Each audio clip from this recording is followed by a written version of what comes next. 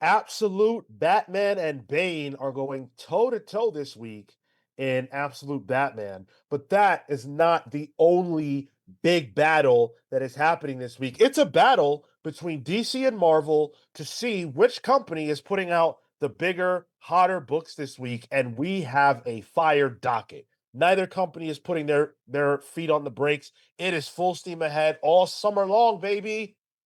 And Tyler and I are here to talk to you about This Week in Comics and the books that we are going to be reviewing this week on Pal's Pulls. So let's start with what is on that docket. We've got Absolute Batman 10, New Gods 8, Battle Beast 2, Imperial 2, and The World to Come number 2. Tyler, Yeah. what do you project will be your pick of the week? Well, this is an exciting week for me because I had not gotten to talk about the world to come or Imperial yet. I was away for that discussion previously. And I gotta say, there is a world where Imperial number 2 might be my pick. I enjoyed the first issue. Um, it is the realm of Marvel Comics that I might like the most. And I really want to see what else Hickman has planned for this world. I mean, on the cover, here's the thing, Sean. The cover. Do you see who's on the cover? Uh, yeah, I'm looking at it right now. I see Yeah, Ronin. Go ahead. Deathbird. Deathbird, yeah. You put Deathbird in a book. That's gonna be my pick of the week. I'm sorry. I'm a simple man. Okay. All right, fair Uh, enough. And by the way, let me correct myself. It's Battle Beast 3, not 2. Sorry Three. about that. For me, I'm gonna have to go with Absolute Batman. This is Yeah. in my top 3 favorite books being published right now, and I just love this new Bane. New Bane, similar to old Bane, basically same as old Bane, but I love Bane, so I'm not complaining. He's Bane turned up a couple notches. He got a little more Right. extra venom in him.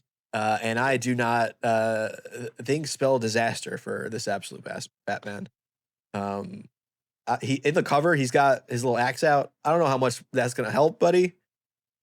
But what I'm excited about is more revelations about what Arkham is, Sure. and more reveals there. That's where I can be really excited. But if it's also just a Dragoda Arc Fest with Batman fighting Bane, I don't hate that. That's tough to rail against, right? Like, Dragoda is a beast, He and, has goat in there's his name, right? there Dragoda. there Yeah. you go, Dragota. I love that. So there are 4 books that you can vote for right now on the post tab, which I encourage you all to do. This is the way that you get to have your say about what makes it onto our show. And the options that you currently have are Teenage Mutant Ninja Turtles number 10, This Ends Tonight number 1, Hmm. Giant Sized House of M number 1, and The Absolute Flash number 5. So those are the choices that you can make. Cast your vote, please. Please do. Have you been reading the giant size books? Yeah. Yeah, I think I would want. I'm curious about the House of M one for the show. I know that would break your vow too, guys. If you want to see Sean break his vow about not buying X Men books, here's your chance to do it.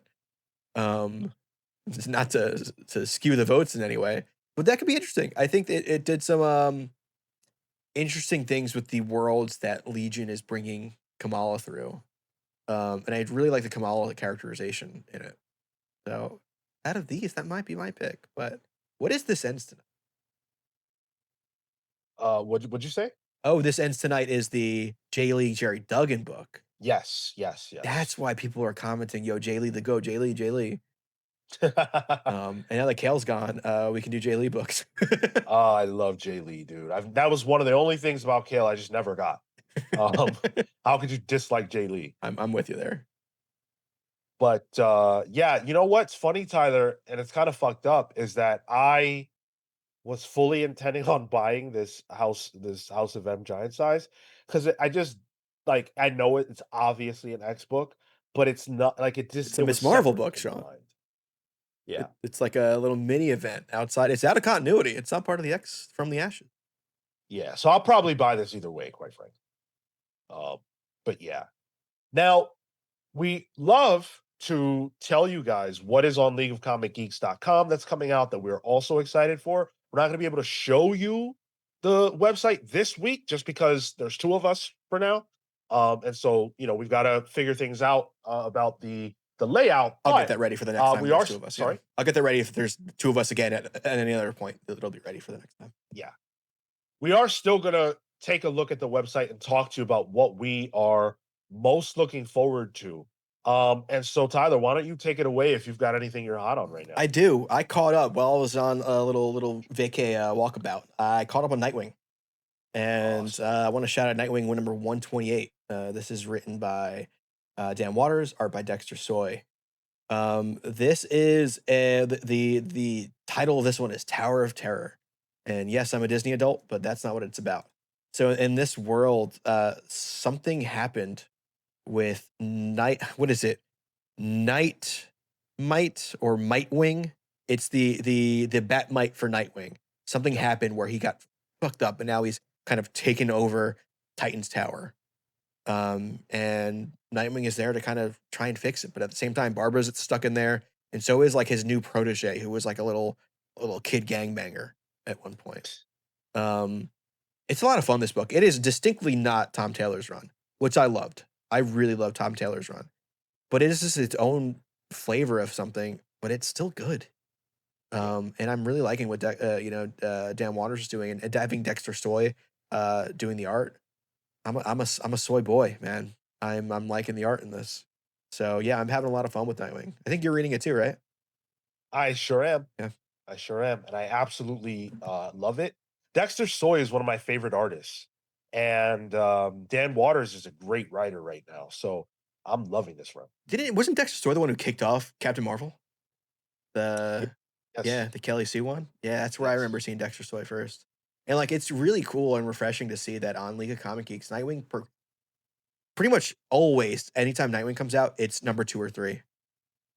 It is yeah. it's being outpolled by Wonder Woman, Detective Comics, Batman and Robin, Titans, like all of the books you would think you would associate with Dick Grayson and Nightwing.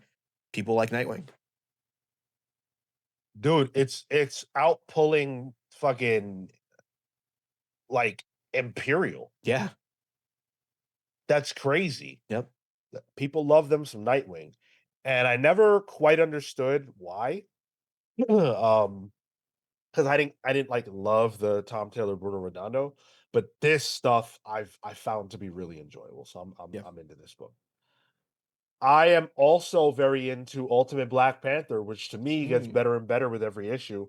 Um, I really was frustrated by this book for a while, and it still has the elements that are frustrating, i.e., the fuckery of the the month Scientific term. between. Yeah.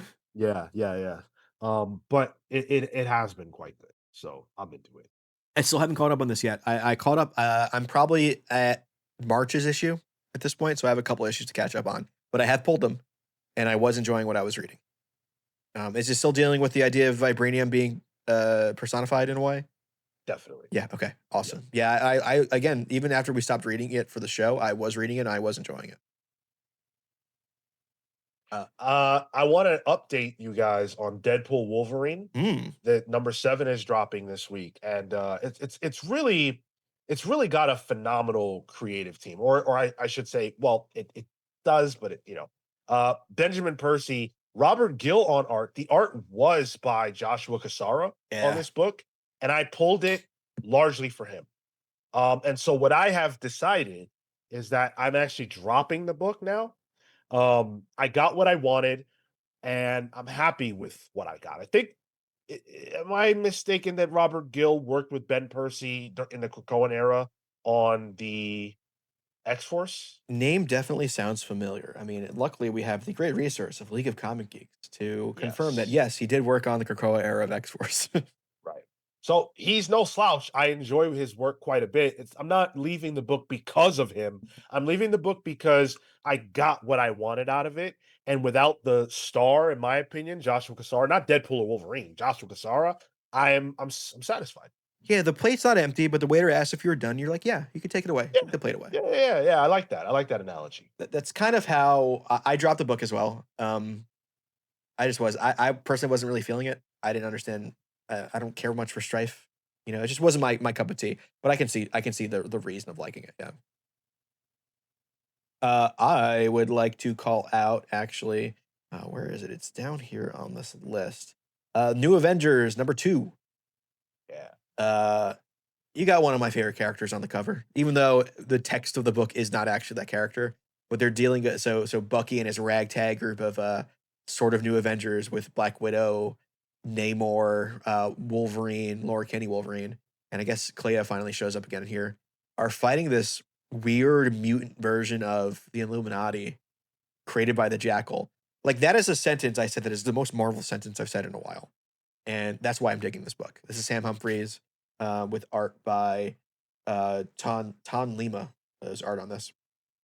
Uh, it's just a Marvel book, and it's them fighting, a mutant Black Bolt. Like, when's the last time Black Bolt was even referenced in a comic? Sure. And yeah, this is kind of a pseudo tie-in to the Thunderbolts slash New Avengers movie, but whatever. I had enough fun with the first issue that I'm definitely looking forward to issue 2. Issue 0 Mm, of X-Men Age of Revelation is dropping this week. It's a stealth drop. Marvel did not previously announce that this would be releasing. They're tethering this announcement to the announcement of the Age of Revelation um like line of stories that we're getting into, this new era of X books. And so this is actually being written by Jed McKay. Humberto Ramos is on the art, which is awesome. mm. And so it's gonna tell us how we get into this new age. Doug Ramsey is the heir of Apocalypse. He has changed his name. He is now Revelation. And so that's kind of what this all means. And we'll see how it shakes out. On our main show this week, we talked about this announcement in further depth and all of the books that are changing in line with this event. But this issue is what's going to establish everything to come. So definitely don't want to miss it if you're curious about the next phase of X books. Yeah, I don't know the Um, last time they did a stealth drop like this at Marvel. It's a very Kirkman-esque move. Uh, sure. and that alone makes me at least somewhat excited. So I'll definitely be checking this out as well. I have a couple hits though, if I can talk about Redcoat number 13. I caught up on Redcoat, and Sean, it's gotten better. Mhm. It's they finally did the thing that I wanted them to do, and that's deal with the Northerner and the idea of the future mixed with the past instead of just having it in the past. Um, yes, it's still wordy. What's his face? The main character's name. It's Simon Pure. He likes to wax poetic constantly, but it's a lot of fun. They're dealing with a northerner and the idea of that there's this guy from the future now that has gone into the Civil War and is affecting it to make the South win. I'm in. This is the arc I was waiting for. I'm having a lot of fun with this book right now, and Brian Hitch is doing career work on this book. There's one thing Brian Hitch does probably better than most people, and that's draw a goddamn gun. Like the dude is drawing modern weaponry or even like future weaponry in the Civil War. It's just fun stuff. I highly recommend if you drop this at any point, jumping back in for sure. I'm lockstep with you. I think this book has found its footing, Yep. and all it had to do was stop telling stories in the deep fucking past, in which we're still not It's in the still the present, but 1800s. Yeah. like I just feel like those stories felt like they had no relationship to anything, whereas this is getting closer to okay, now we can see how things are coming together, and the Northerner has done a lot of the work there. And it's definitely feeling like it's in that unnamed verse, Yep, in the Geiger verse of it all. So yeah, yep. that's definitely exciting. Bring on the bad guys is what Mm. Marvel is saying all summer long. This is the third of 7 one-shots we're getting. This one is Abomination focused, and I'm on record as being, like, not super excited about these, but this one is written by Philip Kennedy Johnson, and it's got pencils from Sergio Fernandez Davila with inks by R. Jimenez, colors by Rafe Prianto, letters by Travis Lenham, and so you tell me PKJ's on a book, I'm gonna Mm. look up. I'm gonna say, okay. So I probably buy this because it's PKJ. That's fair. What this bring on the bad guys thing is becoming, because I read the Green Goblin one. It's becoming. Do you remember when DC did the Arkham Asylum one shots, where it Yeah, was yeah, like a whole yeah. bunch of Batman rogues? It kind of just feels like that, with a slight tie-in to tie them all together at the end of the book. Now that I understand like what it is, I'm like, okay, this is kind of fun, and I want to see what PKJ does with Abomination, because he's not tackling that in Hulk proper right now. I almost wish there was no framing device. Like, Same, just let these creators rip yeah, on one same. shots. I agree. I wanted to call out Ghost Pepper #1 from Image Comics Skybound book. This is written and drawn by Ludo Lullaby, colors by Adriano Lucas. Um, Sean, are you familiar with this artist? No. I think you are, actually. Ludo Lullaby did the World of Warcraft comics. Also worked on Battle Chasers. And if he has a very distinct anime manga with a tinge of European art style in it that I love.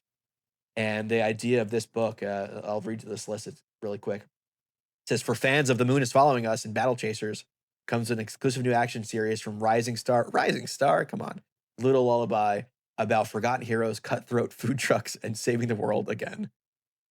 Humanity has survived a monstrous threat, and the world isn't better for everyone. Every day, Laloy hits the road to deliver her delicious cooking to the masses, outsmarting her treacherous competition and staying one step ahead of the massive robots protecting them all.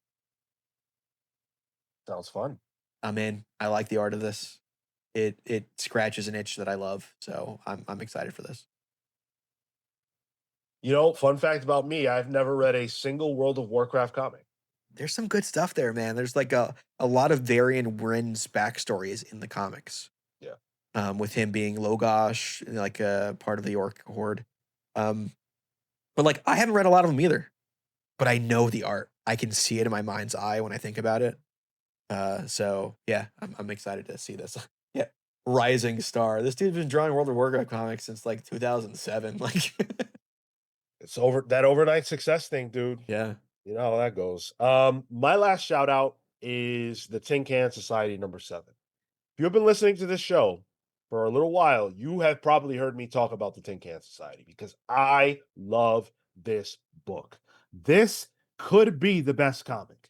For me, I waffle between this, Department of Truth, and Kaya as what is the best comic. And I love it. It's Peter Warren, Francesco Mobley. You probably don't know those names. That's okay. You don't need to know their names. You need to know their work. And this work is stellar. I have pitched this book so many times that like I almost feel like people are bored of hearing it. But it's, again, what if Iron Man, which he kind of did, but what if a real person created their suit of armor in order to overcome a physical affliction. In this case, this dude's legs don't work. So he builds himself legs. And then he says, well, I might as well build a body. And he builds himself a suit of armor and becomes this world's superhero. And then he dies. And the story of the book is not about anything I just told you. It's about what happens after he dies. It's about who killed him, why, what happens with the suit he created, because this is the most dangerous piece of machinery on Earth, and his friends trying to figure out who did it, what the motivation is, and which one of them may be guilty. Phenomenal comic. yeah. You keep harping on it, and I think I will check it out eventually. That's like a trade I definitely pick up. Sure. It's a must. I got one last shout out, and that's Godzilla Destroys the Marvel Universe #1. Jerry Duggan writing it, art by Javier Garron, who I really enjoy. This is the Godzilla story that is continuous.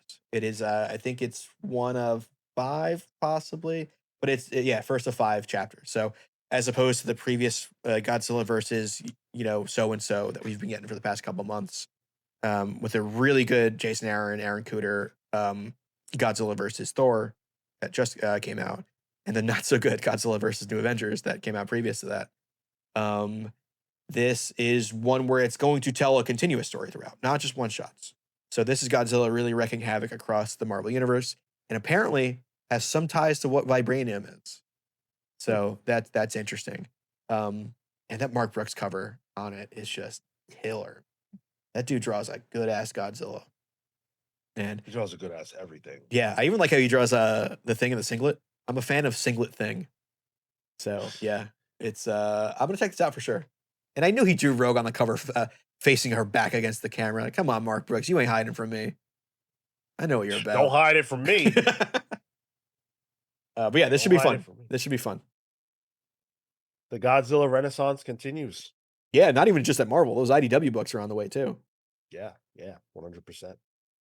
All right, we're going to leave it there. That is the preview of this week in comics. Let us know what you are most excited about. Make sure you vote in the poll and make sure you come hang out with us on Thursday at 6 p.m. Eastern, where we will review the books we told you are on the docket and the one that you choose by voting in the poll that is up under the post tab on our YouTube channel. Thank you so much for watching. We will see you in the next one. Take care, guys.